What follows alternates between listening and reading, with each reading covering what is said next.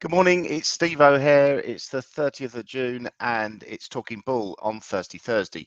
I'm here on my own today. Everyone's deserted me. I'm going to run through the news in the markets and then take you through some technical analysis, give you an idea of what we're looking at from that perspective. Also, if we get a chance, maybe have a look at some news sentiment analysis, which you may find interesting. By all means, drop a little note in the chat and we can maybe answer your queries, take a look at markets that we don't normally look at, like cryptos, whatever, single stocks. Jamie's not here today, so we'll probably skip the single stocks at the end. But if there's anything you want us to look at or want me to look at, let me know and I'll try and do my best. So let's take a look at the news headlines to start with. We've got German CPI inflation rate retreated to 7.6% for June from 7.9, a little bit of a pullback there, and was significantly below expectations of 8%. The lower than expected reading dampened expectations that the ECB would need to be as aggressive in the tightening monetary policy. Let's see what happens next month. Cleveland Fed President Mester stated that she would advocate a 75 basis point rate hike for the July meeting and that she wanted to see rates at 4% next year. She added that the Fed would have to act more forcefully if inflation expectations become unanchored.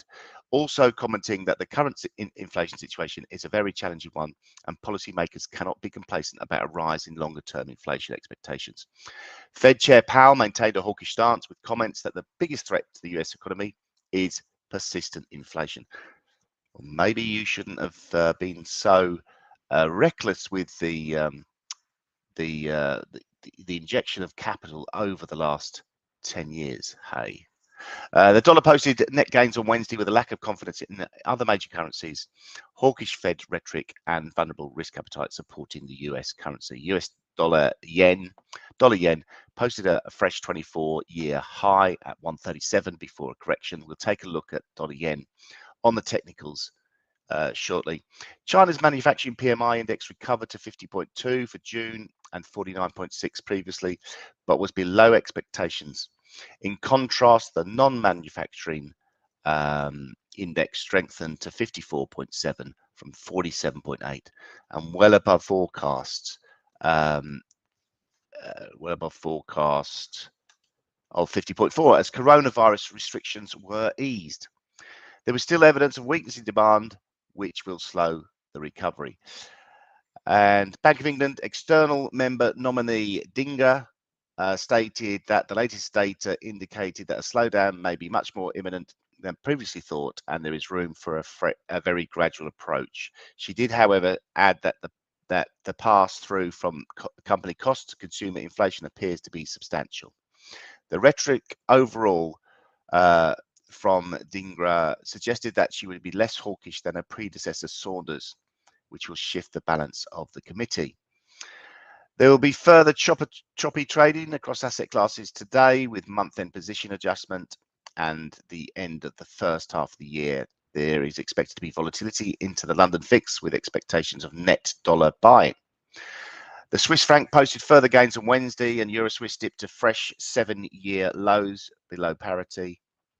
Any response by the Swiss National Bank will be monitored closely. The Swedish Riksbank is expected to increase rates to 50 basis points. Now, I thought we had that. To 0.75 at today's policy meeting. No, it is today.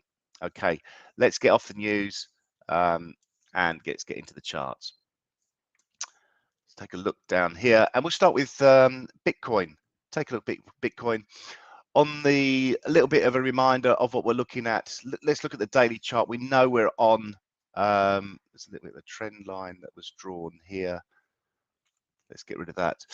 We know we're on this support area around about 19,666. This was the high all the way back here in December 2017.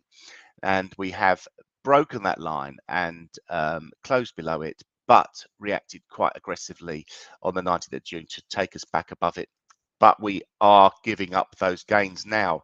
And further downside we've seen in the last hour. Let's take a look at the hourly chart and see this aggressive break lower. We've moved from 20,000 all the way down to 19,380. So an aggressive break lower this morning just before the show started. The 4-hour chart, we've got the double top looking to confirm with a close below this green line at 19,743. So that would be significant. Potentially a little bit of a eye on the gun to head trade idea that we do later in the show. Might take a look at that. Ethereum still sort of like above support at the moment, so holding on a little bit better than Bitcoin has. 1,044, that's where the support is. A break below there, and it looks like we could threaten the 880 level again. And let's take a look. Let's dive now into commodities. Gold yesterday had a bit of a spike higher. My gun to head trade idea was stopped out on the back of this, and then the next 4-hour candle was pretty much a bearish engulfing candle almost, but we managed to sort of like retest this downward trending resistance line. We'll make that put that in red, so it's clearly a downward trending line. We're still in this corrective channel and trading along the bottom of the channel. A break of there should open up a further move to the downside. 1805 for me is the next support level before we really sort of like get into the meat of the 1787, which was the swing low from the 16th of May. So on the upside, resistance now coming in around about 1833. That would be and a close above there would at least alleviate these current concerns on the gold price. This, I would expect, is mainly caused by the dollar strength we're seeing at the moment. Similar sort of situation on the crude oil. Oil having a nice little rally into yesterday, and then this bearish engulfing or bearish outside candle on the 4-hour chart, which is pretty significant, just as we broke through the resistance of the Ichimoku cloud. But we ran into horizontal resistance formed back on the 16th, 17th of June and on the 2nd of June. This has led to further negative price action. We're still in the meat of the resistance from the Ichimoku cloud, so really looking to push back in to that corrective sell-off that we've seen over the last couple of weeks. Let's have another look at, well, let's take a look at foreign exchange. Look at the euro dollar to start with, or should we look at the dollar index to start with? And we can see this nice little short-term impulsive move higher. It's topped out around about 105.18 on the dollar index. Remember, this is predominantly euro dollar. 60% of the basket of this dollar index is euro dollar, around about that. Stalled at 105.19 and formed after a doji candle, formed a shooting star candle and a hanging man candle. So looks like it could be a little bit toppy around here on the 4-hour chart.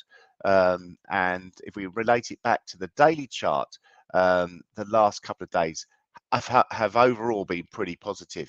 We saw this like morning star formation on the daily chart just above the 21-day moving average, which is quite a significant moving average in our book. If we take price action back, we're looking at this double bottom formation. The measured move target for that is a move up to 120, around about there. That's just a reminder what we've looked at on the daily chart, and it's looking pretty positive at the moment. So how does that reflect on the euro dollar? Obviously, stronger dollar means euro dollar goes weaker, and the bearish engulfing candle that we saw on the 28th has led to further follow through negativity here. We've got this potential for a double bottom. That would require a break of the 107.87, but there's a long way to go, and it doesn't look like there's a chance of that anytime soon. 105.58 is a 21-day moving average. Price is not getting anywhere near that yesterday, and sitting now at 104.43, probably the actual lows of the where we've been getting support around about the 103.50 area here and here, the two blue arrows. That looks more likely now. So negative on euro dollar. Similar sort of price action on cable. 3 days of negative price action after this indecision that we saw over the last week, and the 21-day moving average coming in at 123. Again, similar yesterday, nowhere near it, and further downside expected to target support around about 119.35. So a little bit of a rally going on this morning, but expected to pull back from there. Dollar yen, we continue to, as we said, push to, was it 24-year highs? Quite incredible. And we're looking at that to continue. No real slowing down. Very elevated rally, way above the 21-day moving average. That comes in at 134.40 now. And no real sign of this slowing down. If we take it back, let's look at the weekly chart and just compare it to where we've been historically. And as you can see, we've taken out the lows, or the highs of 2002. If we go back to 1998, we saw prices close to the 150 mark, and that doesn't seem too far away now. We've been talking about these sort of levels for quite a while, and price action firmly entrenched in that bullish dollar move. No sign of that slowing or reversing anytime soon, especially with the aggressive rate hikes that the US seem to be leading the way with. That would be expected to continue. Let's take a look at indices. We'll start with, take a look at Nasdaq first. That had a little bit of a, let's get rid of those for a start. That had a little bit of a rally at the start of the week, but we've turned around, and again, an evening doji star formation is a 3-candle formation. We have a nice rally. A indecisive candle or a shooting star type candle would be relevant here. That's more of a big fat doji, although that's not really a candle. You can't really call it that, but we'll relate it to that, a sign of indecision at the top after we broke through the 21-day moving average, and then the reversal the next day. So that 3-candle formation is negative and tends to signify the start of a new downtrend, even if it's just on a short-term basis. That's played out really nicely. We got down to, well, we're trading around 11,480, so still under a lot of pressure on the downside there. Breaking down onto the 4-hour chart, we might as well get rid of this inverse head and shoulders, which nearly achieved target, fell short by about 50 ticks. And we can see that we're breaking down below. Don't know where this support line here has come from, but we're breaking down below the support of the price action on the 22nd, 23rd of June, and breaking down through the Ichimoku cloud. So significant losses on the Nasdaq, and that would be the bigger stocks that we see. Taking a look at, let's dive into the Ftse. Obviously, the Ftse benefits from dollar strength, but obviously then gets dragged into the mire of the other indices as well.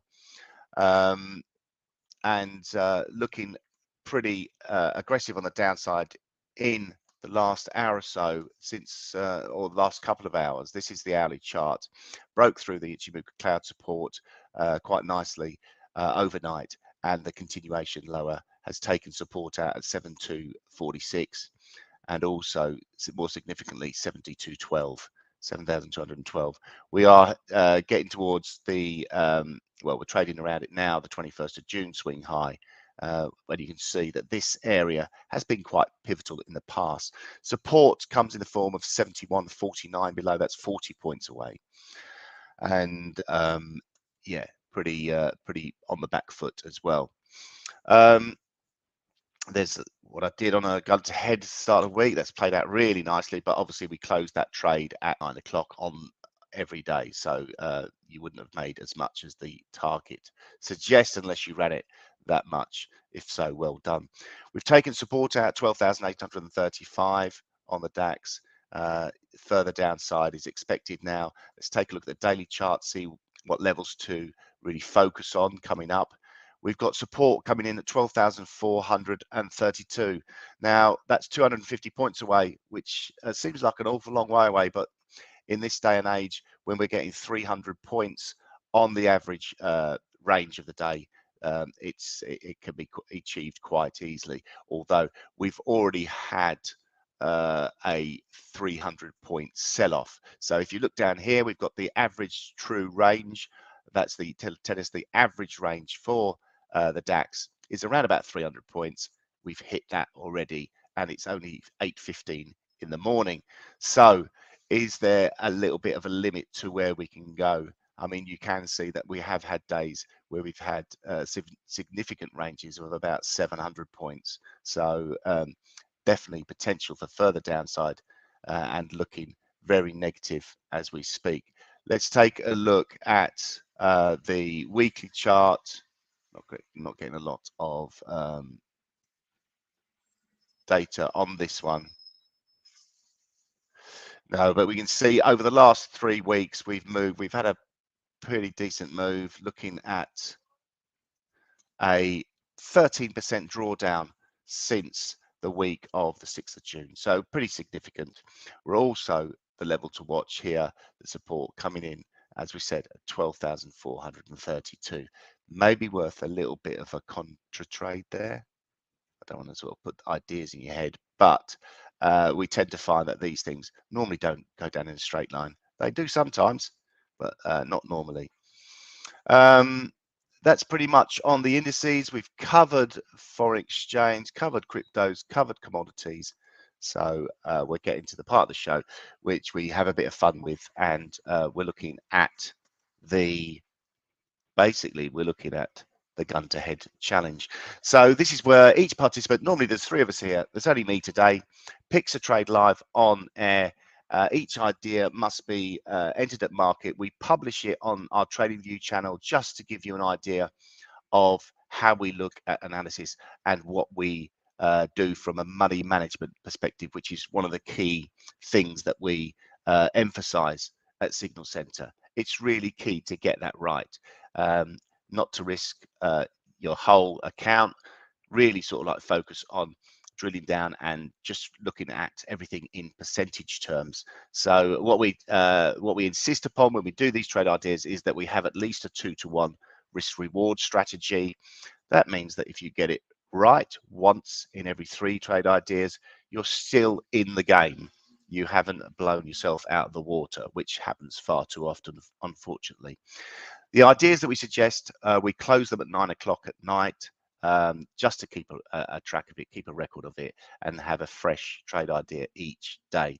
We publish this on a performance basis. We'll show you that, and Joe will give us a little rundown when he's back on Monday next week. So the only thing that really interested me today, in fact, is Bitcoin. And it's not going to be a popular trade idea because I know you all love Bitcoin out there.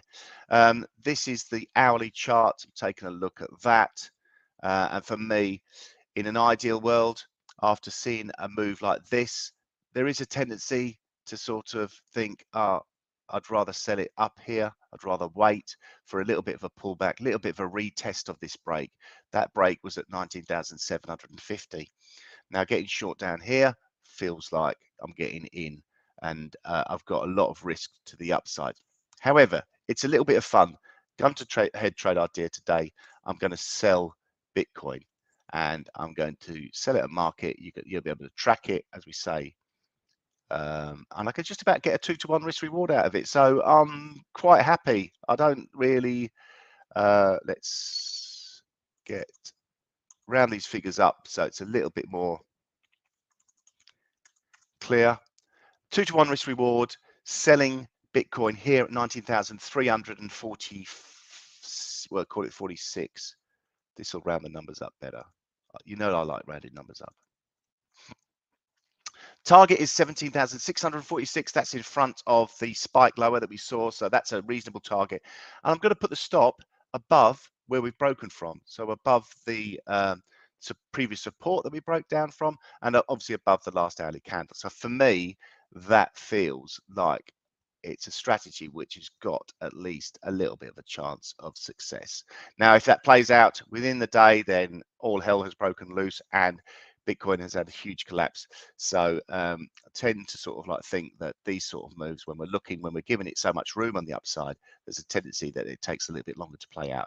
But from a overall trade idea, happy to sort of go with that on the gun to head trade idea. So I'll get that published as soon as we finish the live stream, and we can then carry on with our day. You can just look at it, laugh at it, and ignore it. Right, what we've got the day ahead. So today we've got 1:30, we've got US PCE prices index, 1:30. Also, we've got US jobless claims. German consumer prices out today. Haven't got a time for that, unfortunately. 2 o'clock, the Bank of England Governor Bailey's speech, really focusing on interest rates as well, really looking for any clues on what his thoughts are on that. The key events over the next week, July the 1st, well, that's this week, US is a manufacturing index, that's tomorrow. July the 5th, we got the Reserve Bank of Australia policy decision. 6th is US Federal Reserve minutes, which will be interesting to look at to really see what their thoughts were when they were making that their last decision. On the 8th, we got the US employment report, which is obviously a lot of fun, but a very volatile period. And we've also got the Canadian employment report on that day. So I hope you've enjoyed the show. I hope if you had problems viewing it, which one viewer mentioned, then try refreshing the screen. It seems to work. And otherwise, you're watching it after the event and haven't had a chance to interact. So I'm sorry about that. But yeah, we do our best, and hopefully it's helpful, informative, gives you a bit of an idea of what we're looking at on the technical side of things, and it benefits you in some way. So we'll see you tomorrow. Jamie will be back tomorrow. Joe, we'll all be back on Monday for one day before I jet off on holiday. So if we see you tomorrow, great. If not, have a lovely weekend. Cheers.